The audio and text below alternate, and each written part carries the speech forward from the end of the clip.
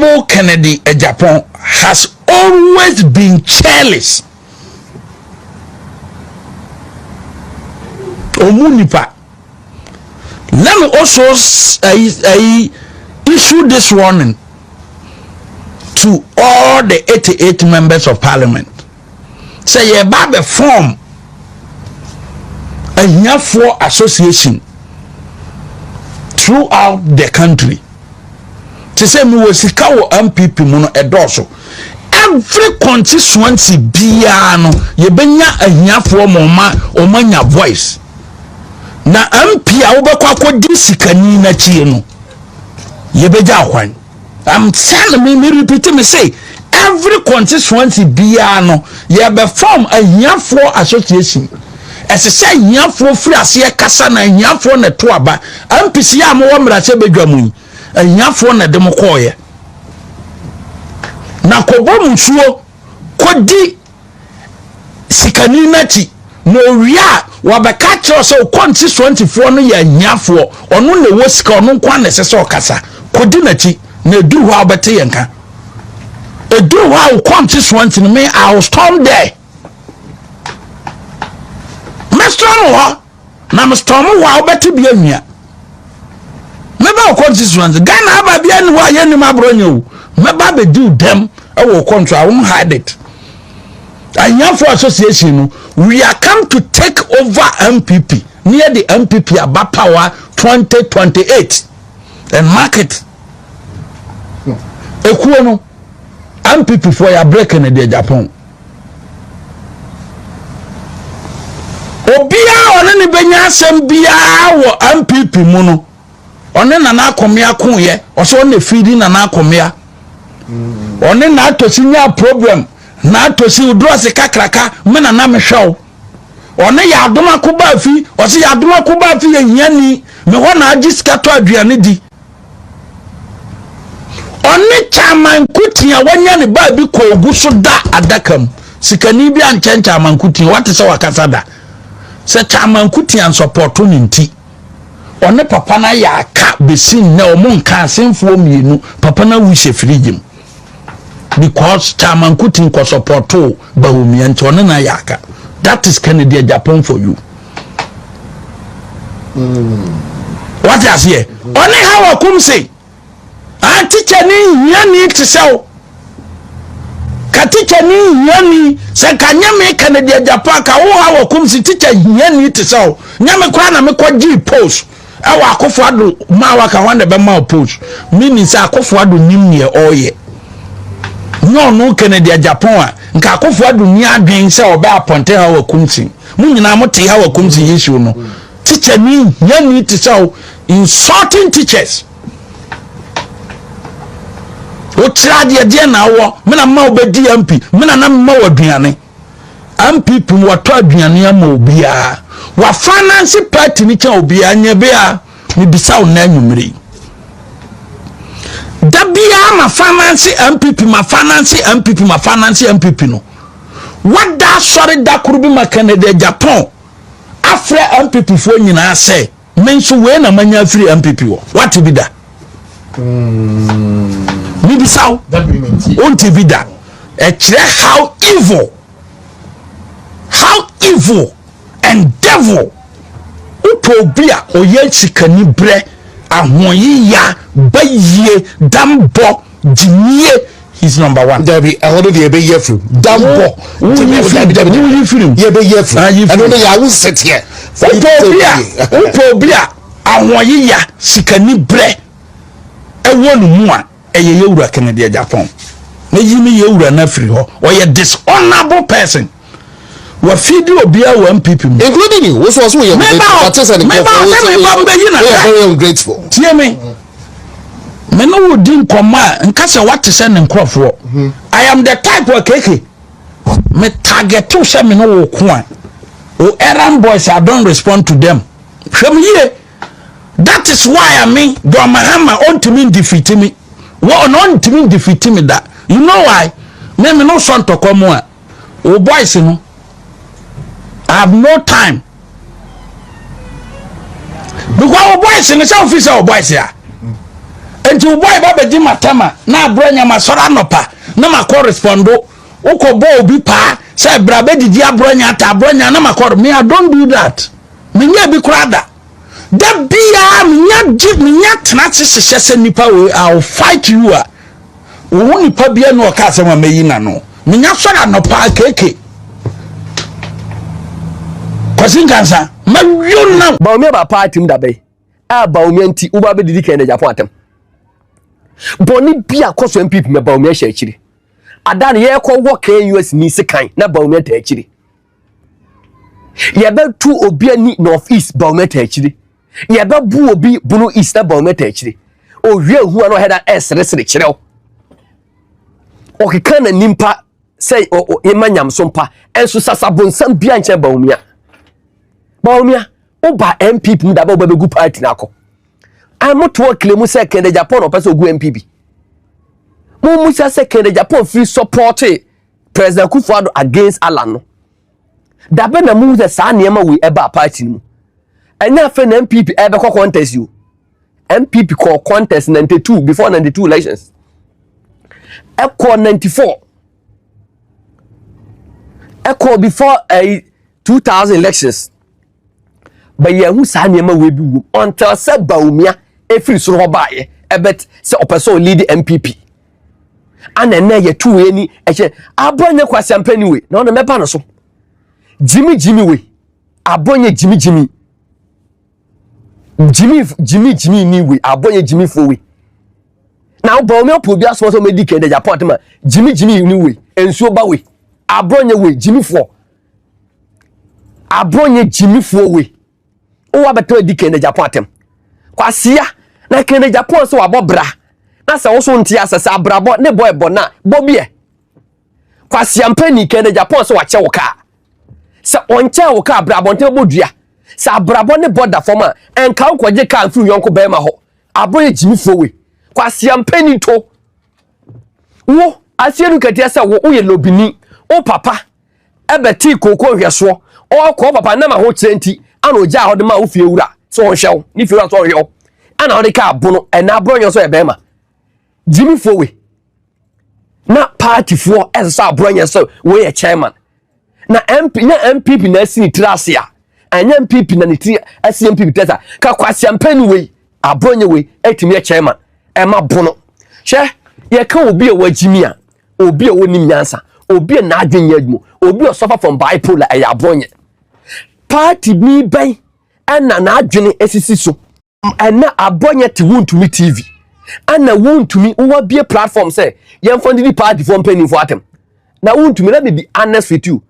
mpani for say ye di mafa enka chichide ne fa abomofo kani o tama Ken Agyapong bie FM Sense TV station no na wontumi na sabi uni dan e wokumase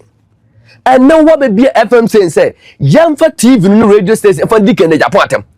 chama wontumi o election da wani mo o station na wosoro ho no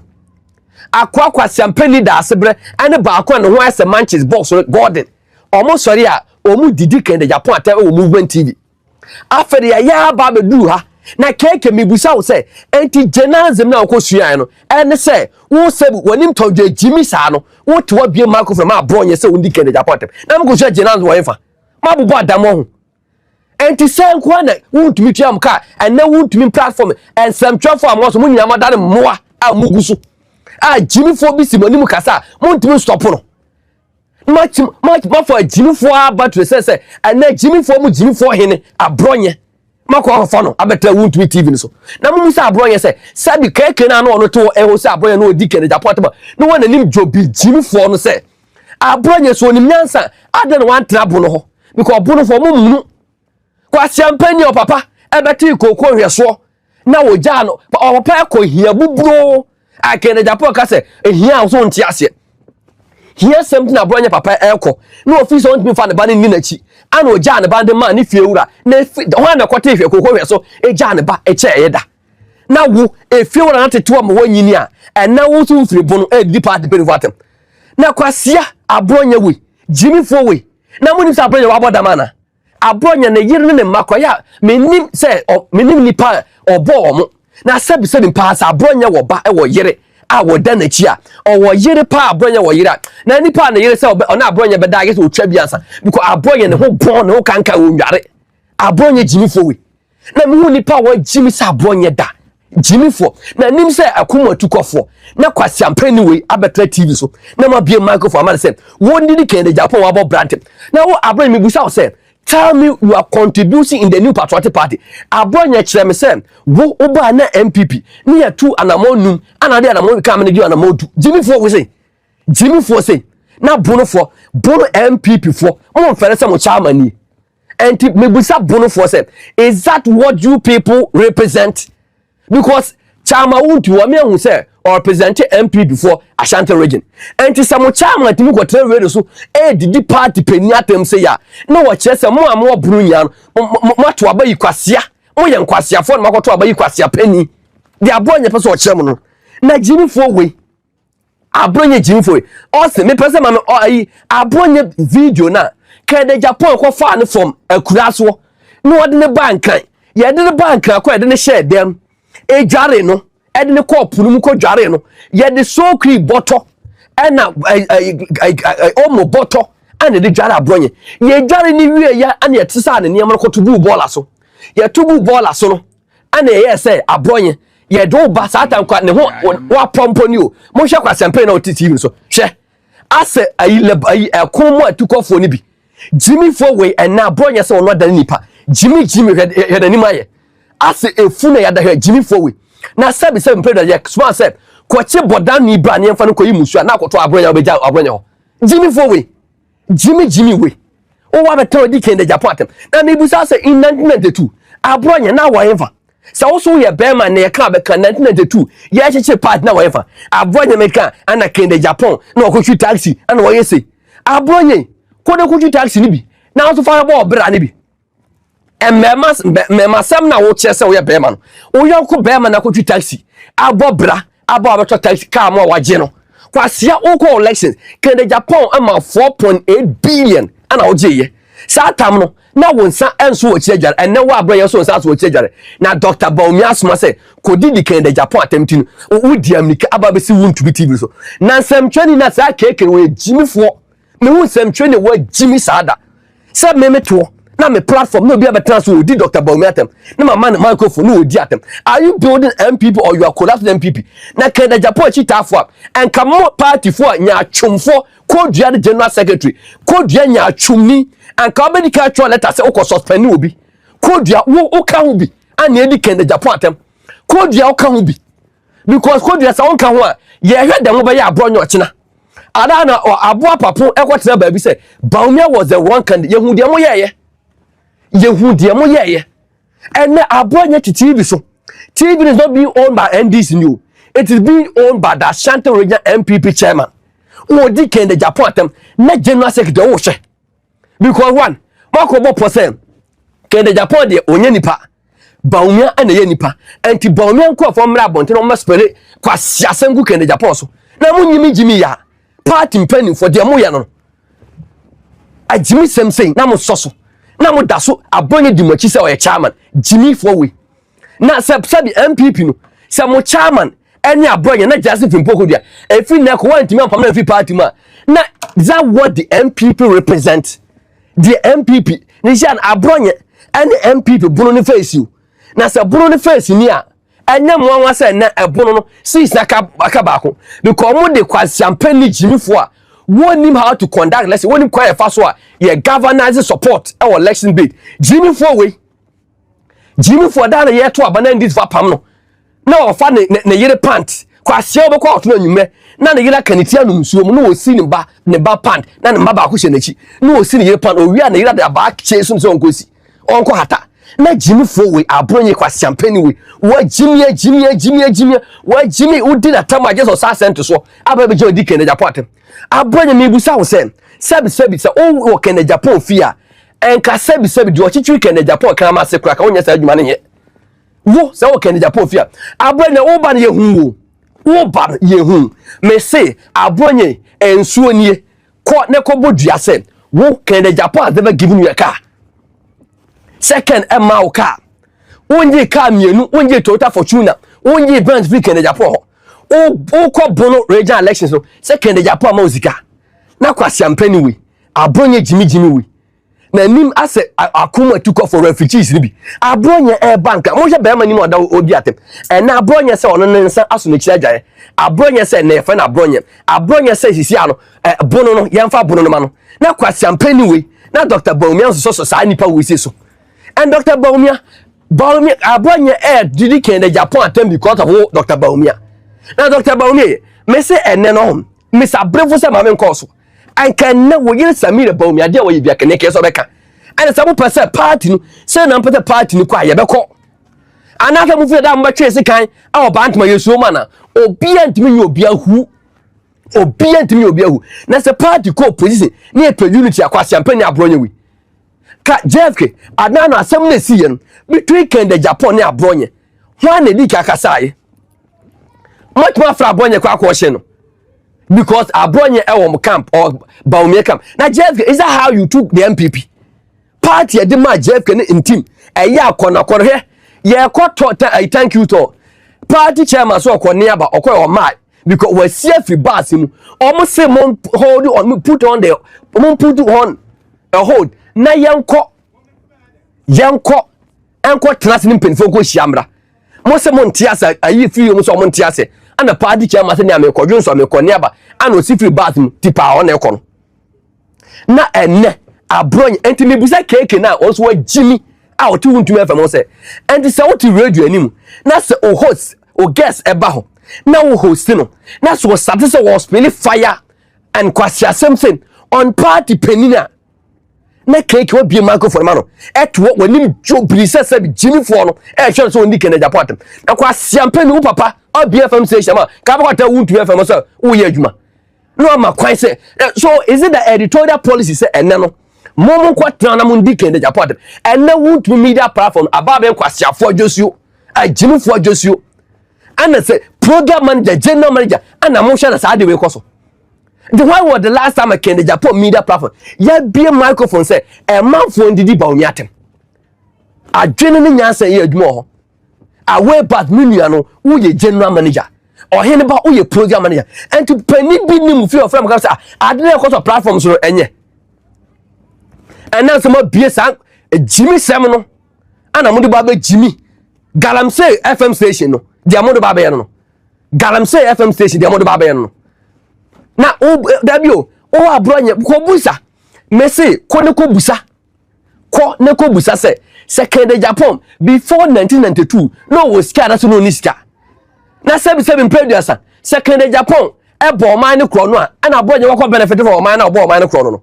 waji no ho uni nyansa pani no fie anase sia baabi a Ghana kodu sa akura bi nya 10 station nsema chese na busha fo ntimi ntunufo ana Abronye modin nam sa so kan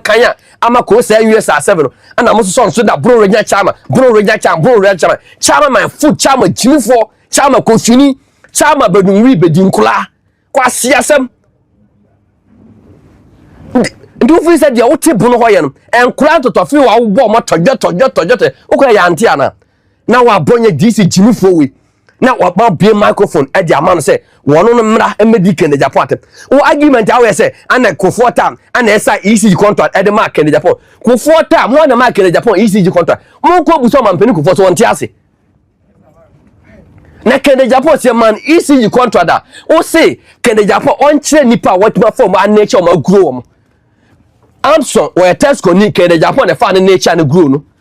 gaji mu Kende Japan na form grow mo anyamo mo Kende Japan na grow wo Abronye DC share me de wo grow no kwasi ampani ma police so fa kwa chairman for bono na wo tonton e ma no so no meda wo no man na for police so to mo fire for the same thing migrate the same thing Abronye DC Jimmy for we kwasi ampani na no so we and then me say wo tumi so the whole bon kan because Abronye na no kan wa titi the so go na Jimmy for better TV so na mo hwe no say Abronye DC mo friend say we NPP chairman Abronye we NPP chairman MPP the party that belongs to the elite no go for kwasi ampani we say one bro chairman sabi obi a papa beti kokon hwe so no papa the fees a ho chenti won dimi hwe ne ba okoro ja ne ho e ma ne